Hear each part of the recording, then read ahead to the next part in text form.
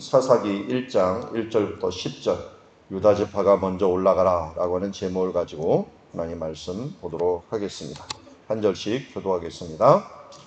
여호수아가 죽은 후에 이스라엘 자손이 여호와께 여쭈어 이르되 우리 가운데 누가 먼저 올라가서 가나안 족속과 싸우리이까? 여호와께서 이르시되 유다가 올라갈지니라. 보라, 내가 이 땅을 그의 손에 넘겨 주었노라 하시니라. 유다가 그의 형제 시몬에게 이르되 내가 제비 뽑아 얻은 땅에 나와 함께 올라가서 가나안 족속과 싸우자.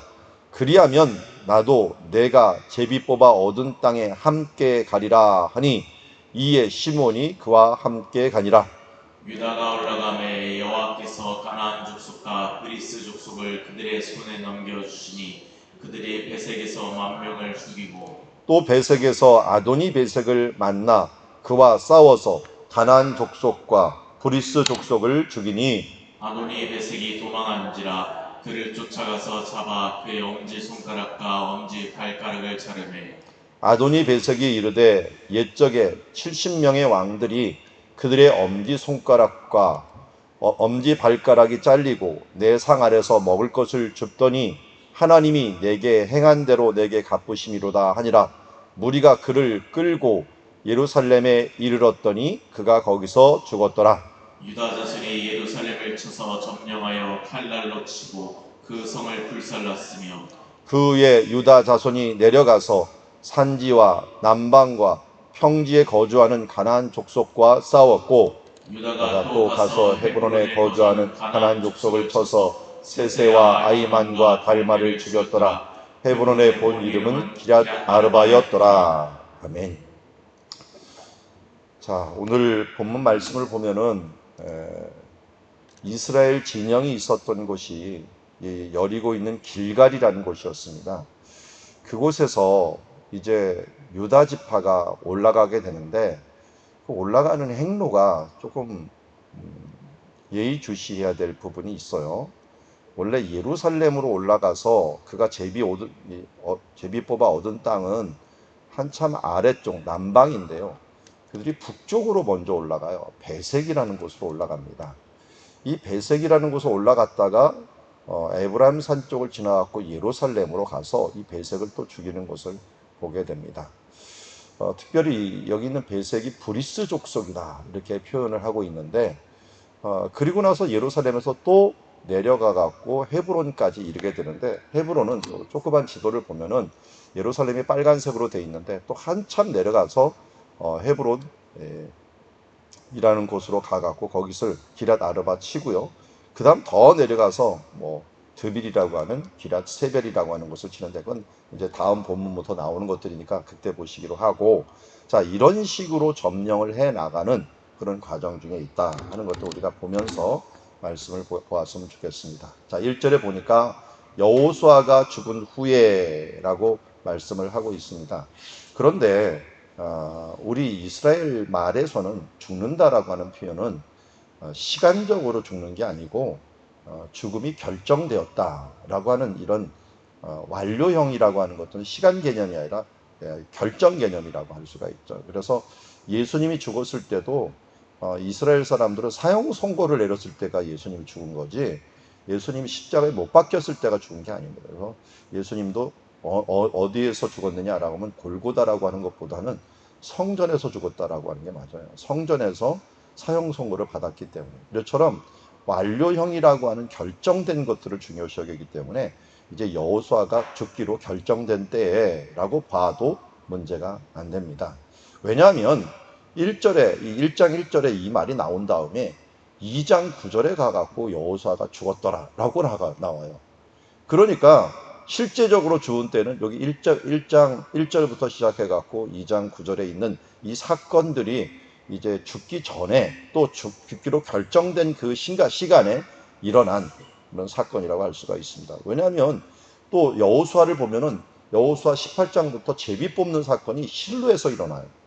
실로에서 언약궤가 거기서 모이고 이스라엘 백성들이 모두 다 또 실로에서 모여요. 이런 것들을 보면은 제비 뽑는 것은 산지 위에서 일어나고 또 저 밑에 가고 일이 일어났나. 물론 이 군인들은 이미 산지에 올라와 있지만 일반 백성들은 아직 올라오지 않은 상태가 길갈 근처, 왜냐면 여리고 근처가 물이 많거든요. 물이 많고 사람들이 넓게 퍼질 수 있고 진을 칠 수 있다 보니까 이 위의 산지에서는 이미 점령이 거의 끝난 상태라고 할 수가 있죠. 맨 처음에 올라와서는 우리 아이성 전투를 통해 갖고 중부를 점령하고, 또 남쪽은 예루살렘 전투를 중심으로 해갖고 남쪽을 정복을 하고, 또 북쪽에는 하솔 왕과 함께 전투를 하면서 북쪽을 점령을 합니다. 그래서 중부, 남부, 북부의 이 전쟁이 끝나고 제비를 뽑아갖고 분배가 다 끝난 상태에서 이제 사람들이 움직여갖고 자기 땅으로 움직이기 직전에 있었던 일들이 바로 사사기 1장 1절부터 9절에 이르는 그런 말씀이다, 이렇게 볼 수가 있습니다. 자, 그러면서 이제는 분배가 끝난 상태에서 움직이는 거예요. 움직이기 때문에 그럼 누가 먼저 분배한 땅으로 가겠습니까? 라고 하나님께 물어본 거예요. 그랬더니 하나님께서 가나안 족속과 올라가서 라고 하는데, 이게 분배받은 땅으로 올라가기는 하지만 완벽하게 점령은 안 된 상태. 이제 여기도 다 보면 여호수아도 아마 죽기 직전인 것 같아요. 죽기로 이제 결정이 된 상태. 그리고 가나안 족속도 이제 그 땅을 큰 세력들은 다 무너뜨린 상태. 큰 상태에서 과연 하나님께서 완벽하게 이제 이 모든 것을 어떻게 하면 좋겠습니까? 한마디로 여호수아 전투는 뭘 한 거냐면, 이게 공군이 폭격하듯이 다 폭격해가고 주요 거점은 다 끝내버린 거예요. 이제는 세세하게 마을로 들어가고 정착하기 위해서 올라가는 그런 상태라고 볼 수가 있습니다. 자, 이렇게 올라갈 때 여호와께서 이르시되 유다가 올라갈지니라. 유다가 먼저 올라가라 라고 이야기를 하고 있습니다. 그러면서 보라, 내가 이 땅을 그의 손에 넘겨 주었노라 하시니라. 자, 여기서 한번 의문을 제공해 봅시다. 유다가 왜 먼저 올라갔을까요? 그냥 외모적으로 보면요, 유다가 제일 많아요. 지파 중에서 제일 많은 인구를 가지고 있어요. 그렇다고 제일 많다고 올라가라고 했을까요? 어떻게 보면은 에브라임과 므낫세 지파가 하나로 치면 요셉 지파가 돼요. 그럼 요셉 지파가 더 많거든요. 그런데 유다가 올라가라고 한 것은 우리가 안 나오지만 이 뒷부분에 갈렙이 언급이 돼요. 갈렙이 이때 살아 있었던 거예요. 그래서 갈렙이 앞장서 갖고 지금 인솔을 하게 되는 것을 보게 됩니다. 갈렙은 모세로부터 축복받은 사람이고, 내가 밟는 땅은 다 내게 줄 것이라고 약속했습니다. 왜냐하면 그가 믿음의 눈으로 그들은 우리의 밥이다, 그들은 우리의 먹이에 불과하다 하면서 선포하면서 믿음의 눈으로 그것을 바라보았기에, 이 갈렙의 비전, 갈렙의 믿음, 이것이 어떻게 보면 그 지파를 앞장서게 했던 모습을 보게 됩니다. 여러분, 성경의 역사는 힘 있는 자의 역사가 아닙니다. 어떤 역사요? 믿음의 역사예요. 가장 믿음이 강한 사람이 주인공이 되는 역사입니다. 그래서 그렇게 많은 문명이 번성하고 있을 때 아브라함이라고 하는 유목민이 왜 성경의 주인공이 되었고, 그리고 이집트 메소포타미아 문명에 한참 꼽히고 있었던 그 시대에 어떻게 다윗이 성경의 주인공이 되었을까요? 그들은 그 시대에 가장 믿음이 좋은 사람이었습니다. 오늘도 이 시대에 하나님께서는 힘있고 부가 있고 능력이 있는 사람들을 주인공으로 이 시대에 잡지 아니하시고, 오직 갈렙과 같이 하나님의 믿음을 가지고 살아가는 사람들, 이 산지를 내게 주소서. 그날에 하나님께서 말씀하신 대로 내가 그 믿음이 지금도 변하지 아니하고 45년이 지났어도 내가 동일한 믿음과 동일한 의지를 가지고 나아가오니 이 산지를 내게 주시옵소서 라고 말하는 이 갈렙의 믿음, 이것이 유다 지파를 앞장서게 만드는 것을 보게 됩니다. 여러분, 모든 물건들을 다 자를 수 있는 가장 강한 금속이, 이 물질이 뭔지 아십니까? 다이아몬드입니다. 다이아몬드만큼 강한 이 돌이 없습니다. 광석이 없어요. 그래서 모든 강한 돌들은 무슨 요새는 레이저로 뭐 한다고 하지만 원래 돌과 돌로 하자면은 가장 것은 다이아몬드로 합니다. 심지어 그럼 다이아몬드는 어떻게 자릅니까? 다이아몬드는 다이아몬드로 자릅니다. 근데 다이아몬드 자르는 기계를 제가 봤어요. 봤더니 앞에 정말 조그만 다이아몬드 하나만 박아놔요. 다이아몬드 큰 걸 박을 수 없잖아요. 근데 그거 하나로 모든 것들을 잘라버리더라고요.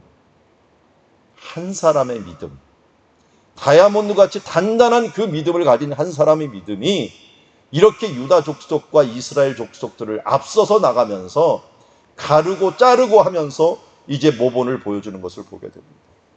그래서 여러분, 나 한 사람의 믿음이 얼마나 중요하다는 걸 잊지 마십시오. 내가 우리 집에서 그래도 먼저 믿은 사람이고 먼저 믿음을 가진 사람이라고 하면 정말 앞장서서 갈렙과 같이 단단한 믿음을 가지고 어디에서도 흔들리지 않는 그 믿음을 가지고 내 믿음이 겨자씨만한 것처럼 보일지 말아도 그 겨자씨만한 것으로 모든 것을 잘라버리듯이 그 믿음으로 승리하게 되는 것을 봅니다. 그래서 우리 이렇게 큰 강한 유리 같은 것도 다 어떻게 잘라요? 그 앞에 있는 것들이 다이아몬드입니다. 아주 조그만 수부 다이아라고 하죠. 그 부분 하나로 유리칼 같은 게 만들어져 가고 쭉쭉쭉 자르는 것을 보게 됩니다. 오늘도 다이아몬드 같은 믿음을 가진 그런 사람에 대해서 유다 족속이 그 앞에 갈렙이라고 하는 정말 이름 하나 대단합니다. 이 똥개라고 하는, 이 개라고 하는 이름을 가진 이 사람이 정말 이 나라를 변화시키고 이 지파를 변화시키고 이 국면을 변화시키는 사람이 되었던 것처럼 나도 그런 사람, 세상에서는 정말 개 취급당하는 사람들이지만 그러나 하나님 나라에서는 다이아몬드 보석과 같이 쓰임을 받는 주님의 자녀들이 되기를 주의 이름으로 축원합니다. 이럴 때는 아멘이 좀 크게 나와야 됩니다. 축원합니다. 예. 새벽이라서 말이 안 나올지라도 여러분 내 것으로 받아들이면은 그냥 내 것이 돼버립니다. 예. 자, 3절 말씀 보니까 유다가 그의 형제 시몬에 그런데 일합니다. 내가 제비 뽑아 얻은 땅에 나와 함께 올라가서 가나안 족속과 싸우자. 그리하면 나도 내가 제비보다 얻은 땅에 함께 가리라 하니 이에 시몬이 그와 함께 가니라. 자, 시몬 지파가 왜 유다 지파와 함께 가게 됐는가 봤더니 유다가 먼저 같이 가자고 한 거예요.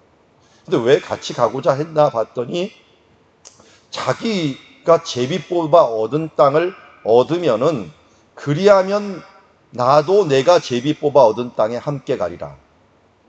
이걸 우리는 뭐라고 부르면 품앗이라고 부릅니다. 나도 해주고 너도 같이 해주자. 해줄 거니까 같이 하자, 우리 같이. 그도 그럴 것이요. 그도 그럴 것이 여호수아 19장에 제비를 뽑을 때 시몬 지파도 제비를 뽑았는데요. 여호수아 19장 1절에 이렇게 얘기합니다. 둘째로 시몬 곧 시몬 자손의 라고 했는데 제비를 뽑을 때 첫 번째는 누가 제비를 뽑았냐면 유다 족속이 제비를 뽑았어요. 그런데 둘째로 뽑은 지파가 시몬 지파인데요. 시몬 자손의 지파를 위하여 그들의 가족대로 제비를 뽑았으니 그들의 기업은 유다 자손의 기업 중에서라.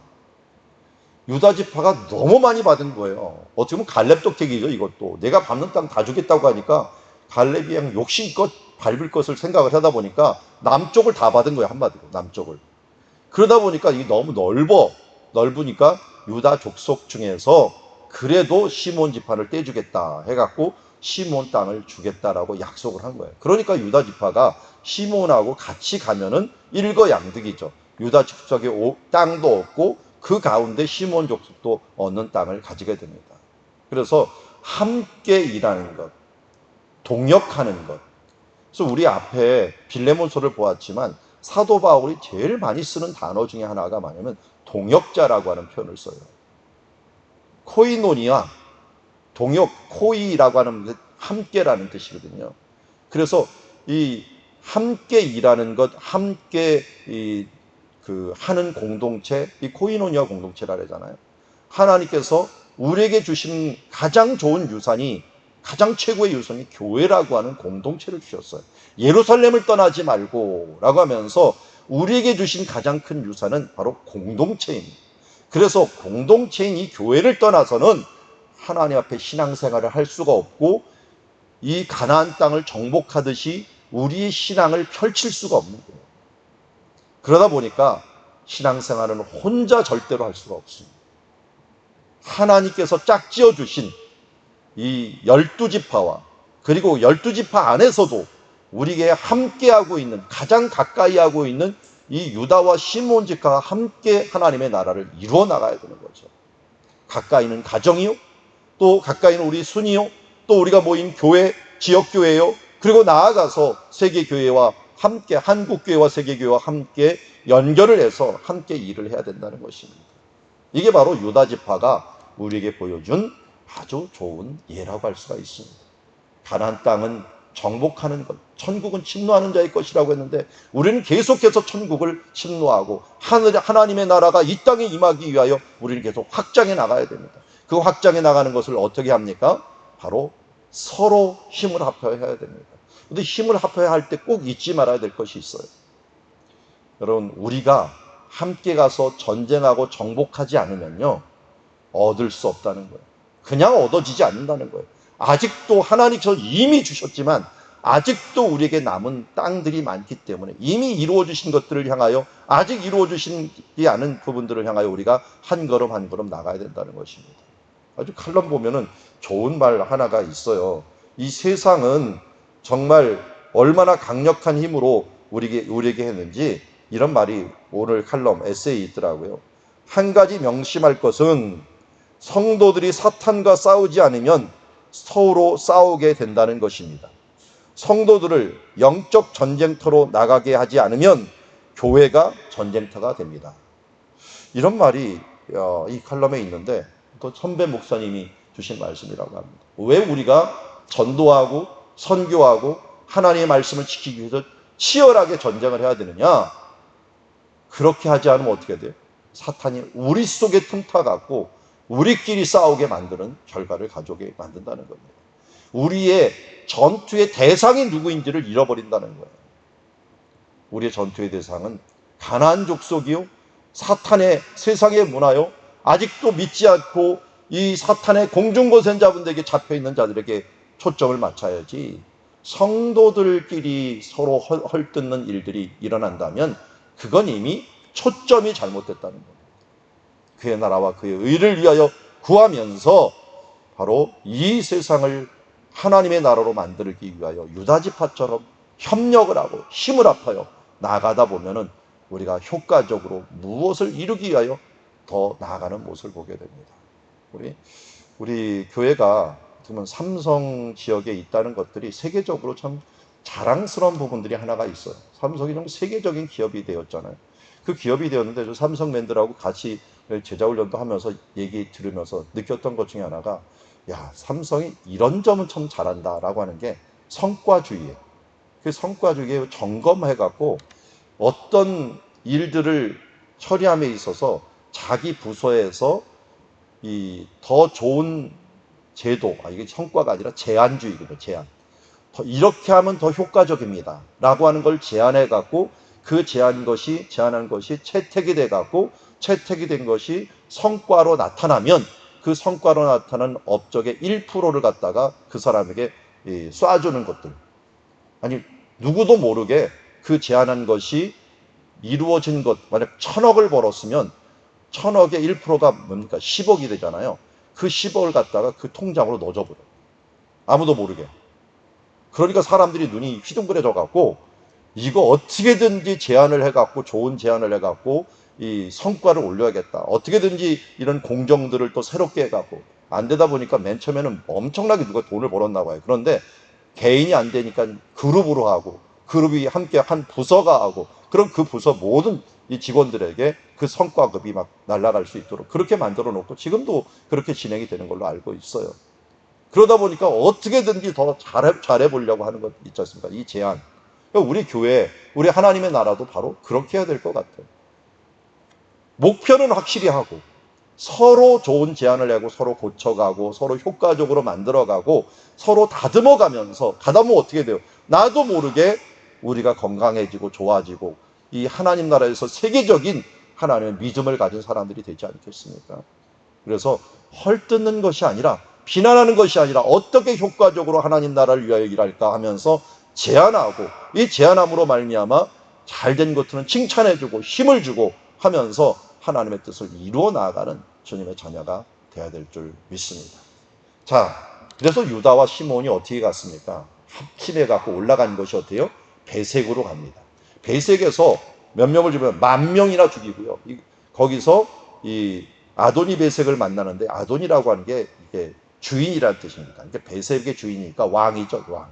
그러니까 아도니 베색이라는 베색의 왕을 만나갖고 그를 싸워서 가나안 족속과 브리스 족속을 죽이니, 가나안 족속은 포괄적인 개념이고요. 브리스 족속이라는 건 지역 개념이에요. 이 브리스라고 하는 뜻은 뭐냐면 성이 없는 사람, 성을 두르지 않고 사는 사람, 유목민에 가까운 사람들, 이런 사람들인데요. 이런 사람들이 거주하는 이 브리스 족속들을 갖다가 죽이게 된 것을 보게 됩니다.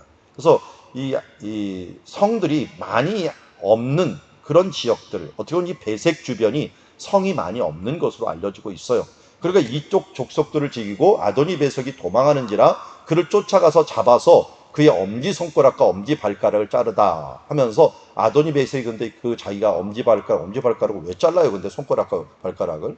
뭐 이때 고대 풍습이었으니까 이거는 그 시대 풍습이라고 그냥 생각하시면 될 것 같아요. 한마디로 손가락을 자르면요, 칼을 못 쥐고 활을 못 쏴요.